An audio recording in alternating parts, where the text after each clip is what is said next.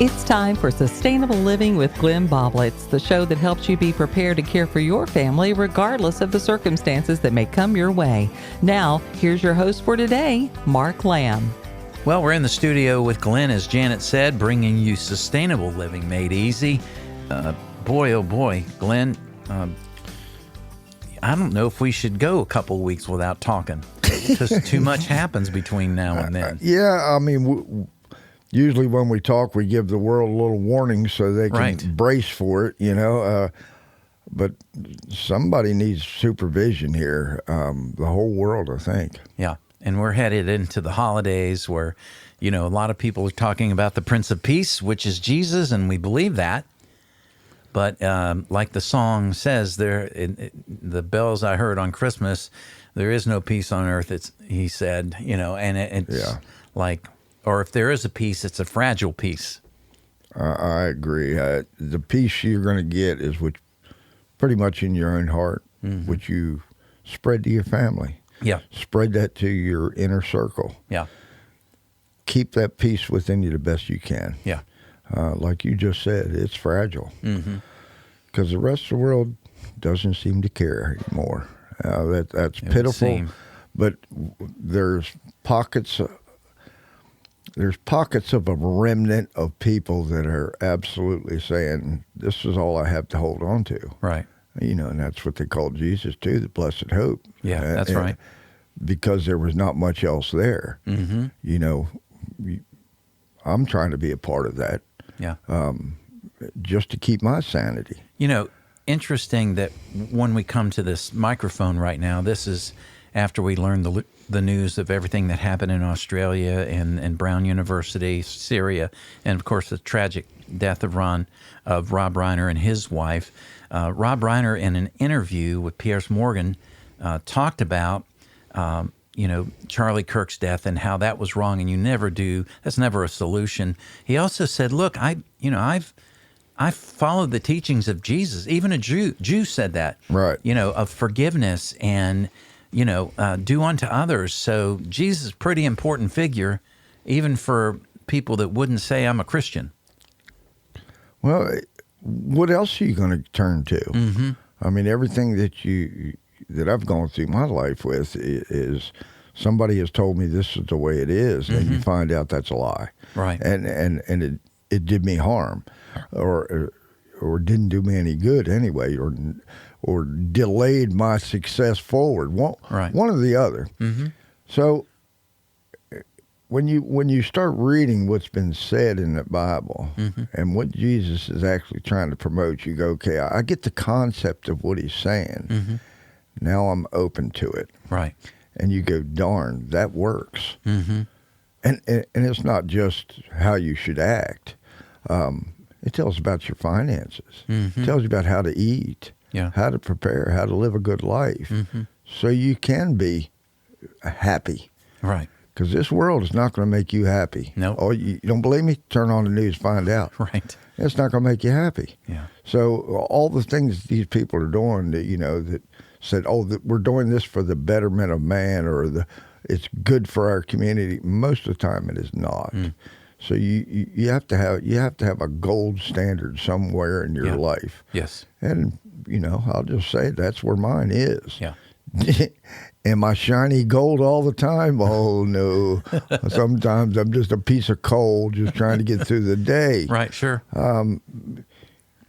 John Kennedy said it best a little while ago. He said, you know, I wake up in the morning, I want to follow Jesus and all that he said and love everybody. He said, but by 10 o'clock in the morning, I still want to love Jesus and do the right things, but I really do want to slap the hell out of somebody. Is this That's the way life is getting. Yeah. Only the clock's moving back farther and farther. Instead of 10 o'clock in the morning, now it's 9. Tomorrow it'll be 8. Yeah. And you get up in the morning, you're angry. No, don't do that. Yeah, can't. That is destroying any happiness you'll have in your life. Right. So, you know, here we are being all philosophizing about all this stuff, but I think we need it. I do too. Because there's not much good out there. I didn't say there was none. I just said there's just not much. You're going to have to look for it. You're going to have to be part of it. And I think that's pretty much the solution, is being part of it.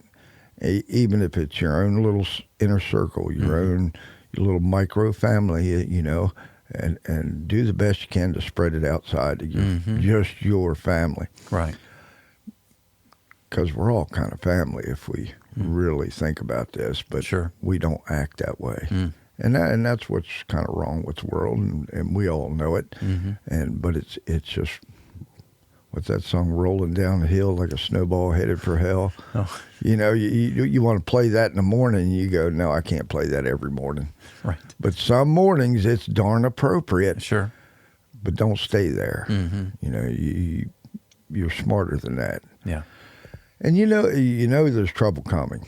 There's no doubt about that. The world's heating up. Absolutely, the world is heating up, and we've talked about resets and all that kind of stuff. Right. Financially, we're in deep crap. The whole world is, not just us. We've talked about tipping points. We've passed that tipping point worldwide. I heard a statistic, $315 trillion in debt worldwide. All right, the last time that happened, it was equivalent to, in a time period, 299 million was the tipping point where everybody went crazy and had wars and stuff. Yeah. This goes clear back to Roman times, where you just spend more than you bring in. Yeah. Well, duh. Yeah. So when it gets to this point, there's not a whole lot you can do. You either give up all your assets, and this is countrywide. They give up the assets to the country that you borrowed the money from, or you give up your gold reserves, or you give up your assets, or you go to war. War's the last choice, but guess what? That's where it almost always ends up. Yeah. Because you've spent all your money, you've allocated all your assets, you've leveraged all your assets. Right. Look around, folks. That's where we're at. Yeah. And now we're at 315, when the tipping point was always 299 and 280 in trillions. Trillions is such a number that is unfathomable. It is. But yet here it is. Yeah. I wish they wouldn't have invented that number so we wouldn't have gone past it. Right, but exactly. Here we are. Yeah. Well, with all that said and that great setup for our pre-Christmas show, Glenn, what Christmas show? Jiminy Christmas! Did I just do all that on a pre-Christmas? Sorry, folks. What do you have for us today? Well, because we're headed towards Christmas and going to travel and try to see our families and that kind of stuff, we really ought to be thinking about our safe travels. You know, yes. I did a show about it probably 2 years ago, and I think it needs to be reiterated for some new people that's come around. So I would agree. You know, when you're traveling, you don't know what's going to happen. I mean, 29 just had a propane tank that fell over and crashed and caught fire. Yeah. Now, you got a propane tank, it's burning. Do you think any of that road's going to be open? No. Not for maybe a mile or two. They blocked that thing from both ends. Businesses had to shut down. Sure. You know, that's one little accident. Yeah. Well, if that's an accident's out on the highway and you're out on the highway with it and it's stuck, or some of the infrastructure for the road is damaged, you may be stuck in between and somebody have to get you out. And it hadn't been the warmest of temperatures here. Oh, my gosh. Anybody had any frozen pipes? In my canning shed, you know, frozen pipes. First thing my wife says, pipes frozen. And we had heat tapes throughout there because the whole place isn't heated. But right. So we had to extend the heat tapes. Sure. And we're back up and running, but there you are. But that's the kind of stuff that happens to you. Just unaware, not ready for them. Yeah. Who'd have thunk it? You know? You get caught out on the highway, and your plan was, you know, make it 20 miles down the road to your favorite place to get gas, take a pee, and so on. Well, guess what happened? Somebody wrecked just before you got there. Yeah. You only got 1/8 of a tank of gas, and it's 15 degrees out. You know you're not going to turn that car off because your wife is giving you the eyeball saying, you keep that heat on. Honey, we only got about an hour's worth of run time here at an idle. So, what do you do about that? Smart thing is don't go down to an eighth of a tank. Right. When traveling, because it's smarter to take a break. Yeah. Your wife will appreciate it. Mm-hmm. The kids in the back, they've probably been driving you crazy because you've been driving 3 hours and Sure. they done turned into something that you didn't know that they could be. So you stop more often, get the gas more often, so you don't. Because I'm here to tell you, it seems like every time I go up and down 81, I can't get from Roanoke home without seeing an accident. Mm-hmm. They drag them to the side of the road fairly quickly, but I mean, it happens quick. That tells me there's too many cars, and we just have not kept our roads up for the size of the roads to handle that kind of traffic. And some of these people that are driving probably shouldn't even have a license to start with because I've seen them drive. Well, I want to dive in just a little bit here. People, you talking about the world going crazy? People go crazy. Most of the lights in this city that we're sitting in, Lynchburg, Virginia, when a light turns red, there's usually a second and a half to 2 seconds before the other light turns green. So there's a delay, and there's still people blowing through the red lights after the other side has turned green. So that light has been red for at least 2 seconds, right? And they're still blowing through it. People are idiots when it comes to driving. The traffic circles, it's just, and then you get on the interstate. Now you've ramped it up to 60, 70 miles an hour. Yeah. Now you're talking about real carnage if something goes wrong. NASCAR speeds. Right. And it's just, these are potential missiles driving around on four wheels. You can't do much about those idiots, You could think like John Kennedy does, but it doesn't help you. Right. You're going to have to be a lot more defensive driving. Yes. And I don't mean road rage. No. Though you cannot be they distracted. pass through your head, but right. The best thing you do is get away from these people. Right. If you see a car coming up on your rearview mirror that is zipping in and out, give him a lane. Yeah. Get in the slow lane. Yeah, give him a lane. Yep. When and if God forbid if he crashes on in front of you, at least you'll be able to see that. You give him a thumbs up. Good job, right, dummy. Right. This is your family, so yes, you might be angry how aggressive, or he may have cut you off. It doesn't matter. Don't compound it. Right. Don't cause him to be even stupider than they already are, because they're pretty bad. Yeah. So. Not only is your driving habits need to change to a defensive mode, and watching 360 degrees, Right. Everybody likes to turn on the Christmas music. Sure. To get it, but that's a distraction for you. Now, can you tune that out and still drive and keep the music going? Some people can, some people can't. Right. But it is a distraction for you. Try to minimize any kind of distraction. Don't put hot coffee in your lap and drive. Right. You know what happens. Unfortunately, I do. If the top comes off, there's going to be a distraction you were not ready for. Right. So and that's usually a silly thing to say, but I'm just saying because you're traveling here. Well, and you burn your leg, where are you going to look first? You're going to look at your leg and what's happening in front of you. Have a co-pilot. Yes. If you need snacks, need a drink, right. Have the co-pilot do all. Don't. You're not in charge of the radio if you're driving. Right. I see that a lot. The phones. I don't even have to mention that. Oh my gosh. If you see somebody with a phone in their hand, get away from them because they are a distracted driver. Have you seen the video yet of the Asian family? It's like 3 older Asian ladies sitting at a table, and the one is kind of walking around like serving, and then there's a teenager right in the middle with her phone like right almost against her head. The one mom takes 2-inch duct tape.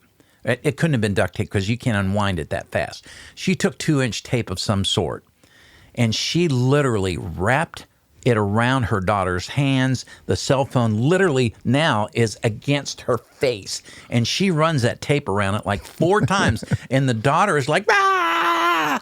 Well, that's what you want. This is what you get. Yeah. You know, you're sitting here with your aunt and your grandma, but your face is glued to the phone. Now it's glued to your face.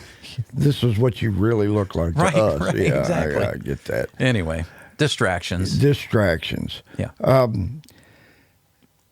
Not only do you need to prepare for how the road conditions are, before you ever leave, you know, do the little checklist. And there's just things that are just smart to do. Most people haven't ever looked at their spare tire. Right. Now, if you're going to go for more than an hour from the house, you probably ought to check that spare tire. Just see if it's inflated. Put your thumb up against it.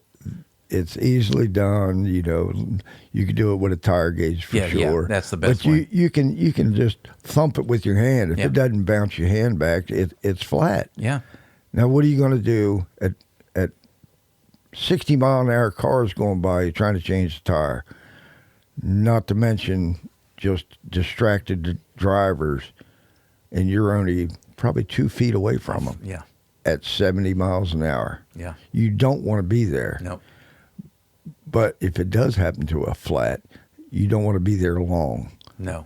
Jump out, get prepared, change the tire, and get out of the way. Get off the shoulder. Yeah. And when you do pull over, get as much room as you can. Yeah. Absolutely. Even if you got to run the flat an extra 200 yards. Yes, to get off. It's far better to get a little space between you and all these cars zooming by. I mean, police officers that get out and give people tickets, they'll tell you they're scared to death because it just sucks the attention right over to them, and they get plowed all the time. I mean, everybody's seen the videos, and you go, "Wow, you know, that was either close or he didn't make it." Yeah, exactly. It just happens all the time. I'm not endorsing Harbor Freight, but Harbor Freight is a great place to get things, even if you're going to do a one-off. Go over to Harbor Freight. Very reasonable to get a kit that has the triangular reflector. I would not suggest, you know, the what are the flares? The flares, because people don't know how to use them. Next thing you know, they burn their eyeballs out. So get a triangular. They set up 50 feet or whatever is recommended, and that people will see that and they say, okay, you know, I've got something going on up there. I got to pay attention. The kits aren't that expensive. Some of them come with other little things that are helpful for those kinds of, because you never think you're the guy that's going to get the flat. It's happened to us. And you are absolutely the guy. Right. You know, and especially the macho guys like me going, I don't never get a flat. Right. Well, somebody didn't tell the nail that. It was in the road, you know. Exactly. You got a Mexican framing crew going up the road. Or, oh, my gosh. You know, and their stuff's falling off the truck. You know, I work construction. I'm telling you, guy opens his side doors on the van and 3 nails fall out. Yep. You think he stopped and picks them up? No, he does not. Nope. So that's why anybody that's in construction has a fix-a-flat kit. Yes. You know, a tire plug kit. I've had mine in my truck for 20 years. Have I ever used it? Yes. Right. About 10 times. Not all was mine. You know, one of my other trucks or the plumber, he said, I got a flat. Oh, we can take care of that. Little inflatable compressors. Oh, there's little compressors that plug into your cigarette lighter. Good Harbor Freight thing. Now, are they super duper? No, but they will work. Yeah.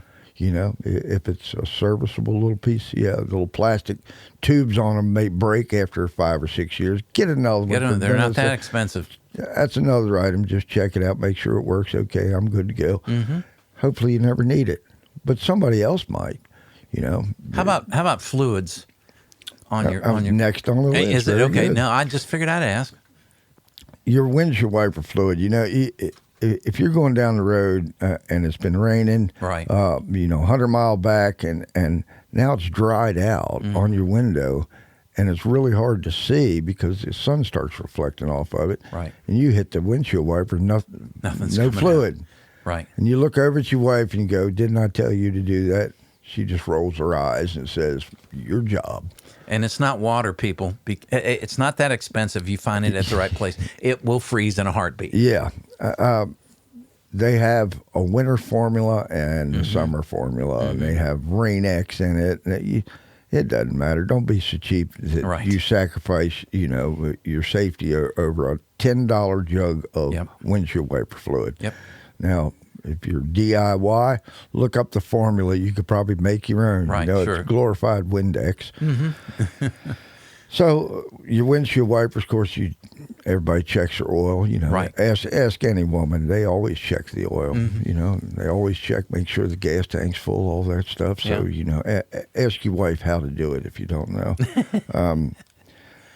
There better be a jack in the car. Yeah. No good having a great spare tire, no jack, no lug wrench. Yeah. I mean, this sounds common sense, but when's the last time you seen it? Mm-hmm. Your son got out there and jacked up his old piece of crap that he's been working on in the backyard, and guess where your jack's at? It's still under his car. I don't Does that sound familiar? Like I've had some experience here? Uh-oh. Out on a highway with a 1-ton van and no jack. Oh, gosh. And not everybody's going to have a jack big enough to lift my 1-ton van up. Oh, sure. And now I want to, choke my only son, but my wife won't let me. We talked about taking rest, breaks. Mm-hmm. There's another reason for that, and it's psychological. I've driven from Richmond in a snowstorm, and my hands were clamped so tight on the wheel that my hands hurt for 2 days afterwards. Oh, wow. Now, I didn't realize I was doing that, but I knew what had happened. But taking that break was critical because your stress level is through the roof. Right. My chest started hurting. It was tense because people were crashing and wrecking everywhere. Ice was everywhere. And I didn't realize how tensed up I really was. Now, I thought I was going to have a heart attack. Because I was mad about every 15 seconds when people would blow by me and I'd see them 100 yards or a mile down the road crash and go, they could have crashed into me. Sure. And you want to be mad at them, but, you just wave to them going by. Right. But taking these rest breaks are important for you and your family. Yeah. If the kids can see you tension in your face. Mm-hmm. Yeah. Next thing you know, they're fighting in the back because they feel the tension in the car too, and they pass it on to their siblings. Their siblings don't allow that and pop them in the head, and then you got to fight in the back and distract the driver. Oh, Lordy. Take a break. Just get everybody. Just put it in your budget so they can go in there and spend a couple dollars and get them tuned into to something other than the tension in the car. Mm-hmm. Yeah. Emergency food and water. Yes. God forbid you get caught out there. A cup of coffee is only going to get you so far down the road. The kids are going to drink their sodas. They're going to want to take pee break and all that kind of stuff. But if it's 5-6 hours delay, and I have been stuck between Christiansburg and Salem, actually. Okay. What's bad is the accident happened just as I passed the last exit by 300 yards. Well, immediately cars packed up, or I'd have backed up and went on down. But I missed my opportunity. I was like, "Oh, what's that? Oh, crap." And we were sit there for 5.5 hours. Oh, my gosh. Wow. Now. Wow. Fortunately, I had a full tank of gas. Just fortunate. Yeah. If you're just sitting there for hours on end trying to keep everybody warm or occupied or whatever, you can't run a radio for 5 hours without starting your car. True. Anybody tried that? Go to the river, turn the radio on all day long, go to turn it and go, dead battery. Yeah, exactly. Batteries. If you got a 2-year-old battery, and we're coming into the winter part, when you get these cold days, 15 degrees, and your car goes, right. Maybe because you didn't have your battery checked. And you can take it to any of these auto parts, and they'll put a load test on it right there in your car. You go, okay, I'm ready to go. I'm ready to go on the road, travel for several hours, because I know this battery is at least going to do. So it's a lot of maintenance stuff we're going over here. Food and water, though, having that water is pretty darn important because you may have to walk out of there. bridges collapse, propane trucks turn over, and sometimes the crap happens. Yeah. Usually when one catastrophe happens, two smaller ones follow it almost immediately. Yeah. Trucks can't stop on a dime, folks. No. Somebody pops up over a hill and sees a line of traffic and they can't stop on ice conditions. You may have an accident behind you, in front of you, and you're just stuck. And heaven forbid if it's something serious, more serious than an accident.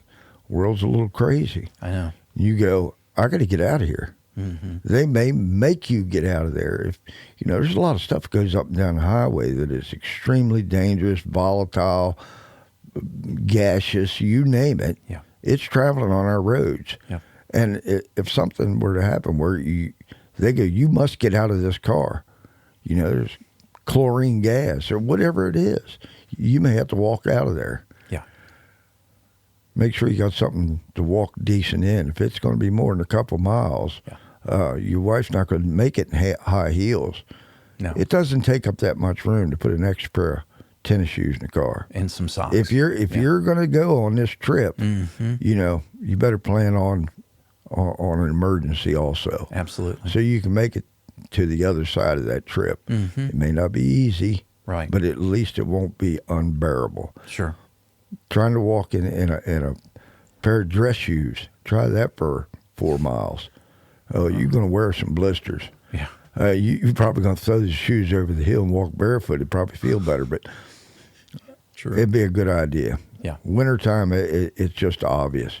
You need a little heavier clothing if you're going to walk out in this stuff. Yeah. I mean, I've worked in it for 40 years. I'm here to tell you, I did not like yesterday. It was cold as blue blazes. Mm-hmm. And, thank God I got the dress to do that. Yeah. I can put on my heavy gloves and put on my beanie cap, and I can make it through the day. Mm-hmm. But if you did not have that stuff, you could get frostbite. Sure. A lot of things, and children can't handle it even worse. They're much more tender. Their skin is tender. Yeah.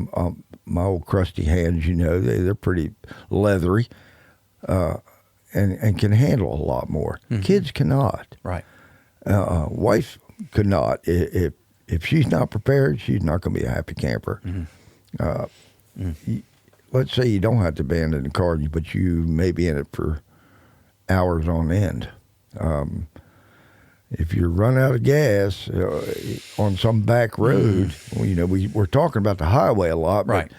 But, I mean, I got relatives live out in the country, right? And you got to go through them country roads, and you might not get there till 10 o'clock at night. Well, not a whole lot of traffic to help you at 10 o'clock at night, and you may have to go get help, leave your family, and come back because your wife ain't going. So you better have some good shoes. A good thing, safety-wise, is one of them safety vests with the reflective tape on it. Right. Now, you've come up on accidents at night, and you see the fireman or somebody, and the light hits that vest, and, man, it lights up like it's on fire. That's a good thing to have. Somebody pops around a corner and sees that safety vest. Yes. It triggers a response of, I need to slow down, I need to stop, something's wrong. Right. And that may be your help. If you're just walking along the road, to go, this guy looks shady. I'm not stopping. But if you're wearing some safety vest, you're more than likely going to get help. That's a statistical thing. And they'll go, do you need help, or are you hurt, or is there something up ahead? You may be the guy that is stopping traffic to keep people from getting killed. Yeah.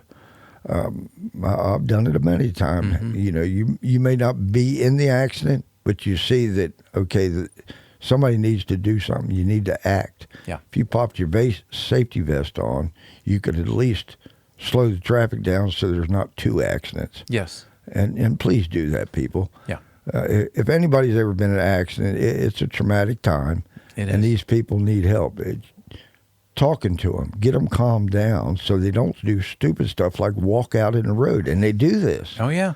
I've got some Well, friends they think everybody knows what's going on, and they don't. Yeah.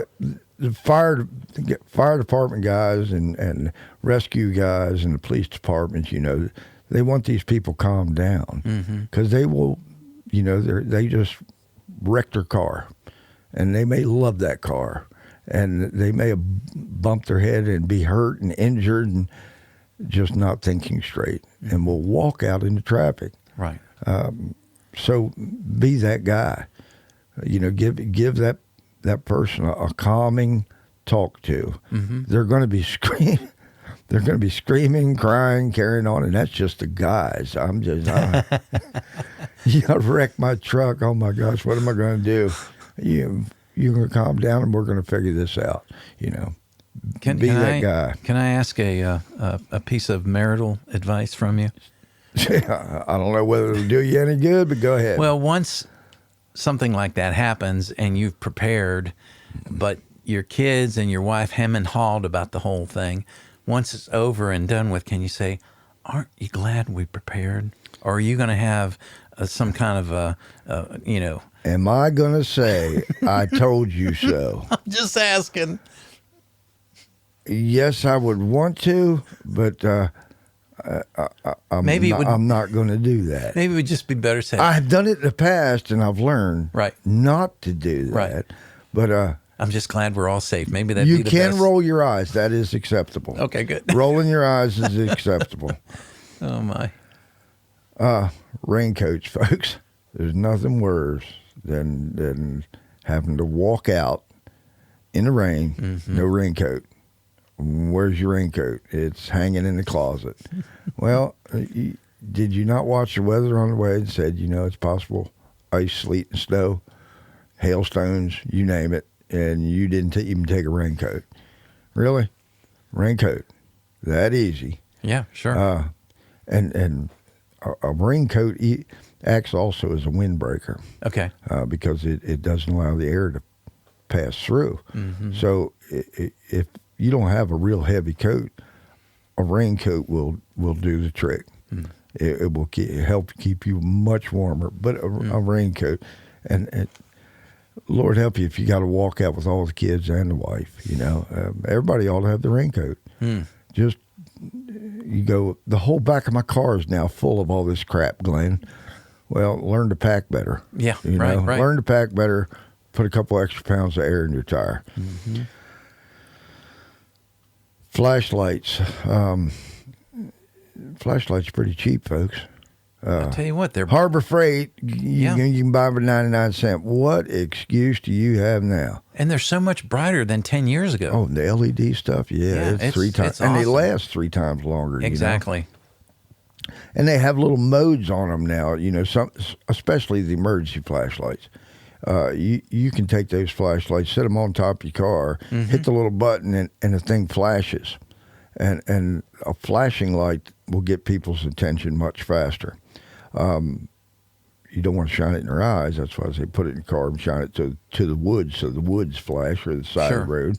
Yeah. But that's a good indicator that there's an emergency. When you see that flashing light, there's an emergency. Yeah. And that will get people to stop. Yes, sir. Help you slow down.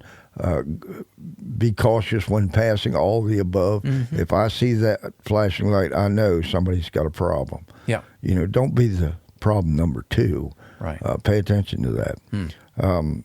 Extra batteries. You could have this all done in one little kit. All the things I'm telling you, I don't care if it's a duffel bag, a plastic tote, whatever it is, this is your emergency kit. Put the kids in charge of it, not teenagers. Well, say something about teenagers. At 13, a pinhole develops in their ear, and it doesn't heal up until it's 28.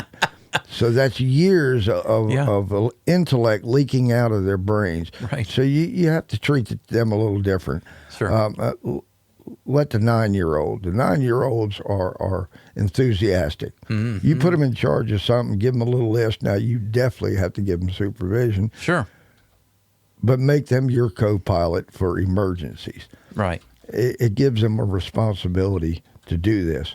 Second thing is they'll remember it their whole life. and they won't be in a car when they're 21, off to college, and broke down.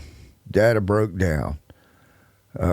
You okay? Oh, yeah, I got everything. Got my emergency flashers out. I got my little LED lights, but I got to walk to the nearest gas station. Right. Blah, blah, blah. Okay, so you're good to go. Yep. And I remember it when I was 9 years old. How about that? My car was packed, yeah. So make it a family tradition to keep people safe and pass that on.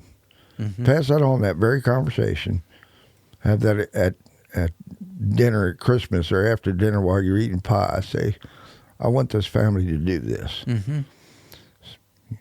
If you like your family anyway. I've been to some holiday dinners where there were, we won't go there. Okay. But everybody's got one, everybody's family, and I'm probably it in my family, so I'll have to be careful here. Charging packs for your phone. If you need to make a phone call, and kids been playing with your phone the whole way, been playing some game, and now you need it as an emergency, and you don't have any battery life left. Your charger better be right there. Yes. Now they make this external battery packs. I'd like those, yeah. I have a couple of them. It's got a little USB port. It's just like plugging right into a little power station, and boom, you're up and running again.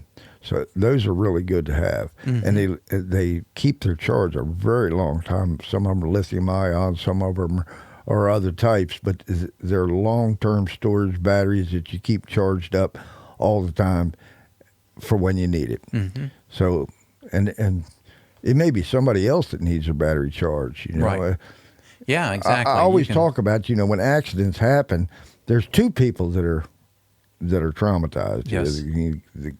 Either the person that hit you or the person you hit or crashed into. Right. They may need to make a phone call and their battery's dead because, they tried to get a hold of everybody in the world and nobody because it's 10 o'clock at night. Right. And no batteries. Now, that is a bad place to be when you don't have communication. All right, so if you have to hike out anywhere, now obviously on a major highway, you really don't need this, but if you're on some backwoods road and you got to hike it out of there, having a walking stick. Okay. Now, everybody around me seems to have a big dog nowadays. And the big dog don't know that you just broke down the road. Right. The big dog just knows that you just walked in front of his mailbox. Right, exactly. Having that stick is to keep him at a safe distance may be an extremely smart thing. Right. Now, is some wild animal going to come out and attack you, and that's why you need a stick? Yes, maybe. Remember, I got bit in the butt by a rabid fox at my own home. Oh, yeah, I remember you told me that story. It can happen. Is it likely? Not in another million years, I think, but to me, it happened. Right. So I got a stick. So having that stick is just something good to have. Anything could happen out there. Oh, sure. So having that stick would probably be a smart thing. And a lot of people will put those reflector tapes on the top of that stick because it's, same height your head. You can wave that stick. Yeah. And if it's reflecting, and that's the other thing, if it's a full circle all the way around the stick, no matter where the light beam hits it, it's going to light up. Yeah, sure. So if you're waving that thing in a big arc, you just become a neon sign. Absolutely. Even though they can't see you at all. And the light picks up from a long distance, so they can see this dot waving around going, what the hell is that? Yeah. Okay, well, that's alerted them that there's something up here. And it's more than likely a person who's trying to flag somebody down. So that's a good item. All right, we're going to a lot of safety vests and safety stuff.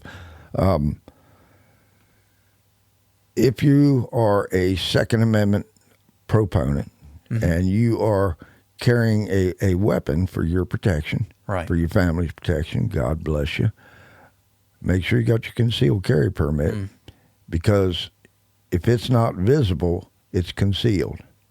Now, there's some gray area in there, and that's fine. But having that concealed carry permit on you, ready to go when a policeman comes up, so he don't get worried or scared. Right. Now, there's a lot of YouTube videos out there about this stuff.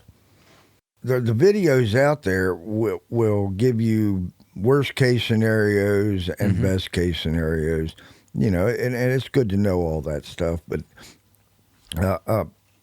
just be mindful that it's a stressful time for the police department too. Absolutely. And depending on who it is and how good the police officer is, he's probably going to know you have a concealed carry permit before you tell him. If you're out of state, make sure you're in compliance. Yes. Because if you're not, you may lose your weapon and your freedoms. Yeah. So be conscious of what you're doing when you do it. It's a big responsibility. Yes, sir. I don't want to get into too much of it, but you understand the principles here. Be responsible. Do due diligence. If you're going to Maryland, you better really know your law. Yeah. Because they are pretty serious up there. Yes. Okay. A Bic lighter. Now, somebody said, "Well, you need a Bic lighter for?" Well, if it's bad enough that you're stuck, no one's coming to get you, foot and a half of snow. I don't know why you left home with a foot and a half of snow, but you ended up in Pennsylvania on a back road to go see Granny in a foot and a half of snow. Ain't nobody coming out. You may have to start a little fire to stay warm. Yeah. Because you put the car in the ditch. So the car's out of commission. Your heat's out of commission. Right. And if you don't do something, you're going to be out of commission. Sure. If your wife's there, you're in deep crap without that big lighter to start a little fire. Be a hero. Be the John Wayne, caveman, whatever it is, start a little fire, keep everybody warm. Somebody's going to see that fire. Right. Don't burn the woods down, folks, but, just like any campfire, make sure it's safe, too. So that may be the only thing keep you from dying. Yeah. What happens when you get really cold? You get sleepy, and that's how people freeze to death. Yeah. It's a guy said it's a peaceful way to die. Yeah. Bull crap. I don't think I'm gonna be peaceful, but I've heard that more than once. You just get sleepy. And if you're getting sleepy, it means you're getting hypothermic, and your body's shutting down. Yeah. It puts all its energy into keeping your heart and lungs going. The next thing you know, you fall asleep. You fall asleep on cold ground, and it will suck the life right out of you, literally. Now, that would be a horrible thing to have to read in the paper or of a family member that's happened to, or I was going to say, if it happened to you, you wouldn't worry about the newspaper. But beside that, not being humorous, but it happens. Sure. Don't let it happen to you. For the simple fact of a Bic lighter, 99 cents, save your life. Extra blanket. There's really good blankets. Wool does very good. Wool even keep you warm when it's wet. Down blankets. You're not going to carry a down comforter in your car. It'd take up the whole back seat, the window too. Yeah. But these little space blankets, Mylar reflector blankets, you ever seen them? They come in a little pouch. Yeah, and no bigger than an orange. Okay. And you pull this thing out, my gosh, it's 8 foot by 8 foot. Oh, wow. But it's real thin. Yeah. But if you wrap yourself in that, you don't lose your heat. It reflects all the heat back in. Okay. And a lot of this stuff I talk about, they're in these emergency kits that you can buy. And a lot of this stuff that we've talked about is already in there. You can either purchase one to make it easy or build one. Look at the list and go, I'm not paying $29.95 for that. I can build it myself. Well, go right ahead. Okay. But as long as it gets in your car, I'm happy for you. Right. But get it done. Maps. I don't need a map. I got a phone. Well, I'm sorry, I'm laughing. yeah. If everything that you Lord. think you need for getting around is in your phone, you better hope that phone never dies. Yeah. Has your phone ever died on you? Okay, then you're vulnerable. Did you ever get in a place where it's not working because there's no cell? Can you hear me now? Can you hear me now? Can you hear me now?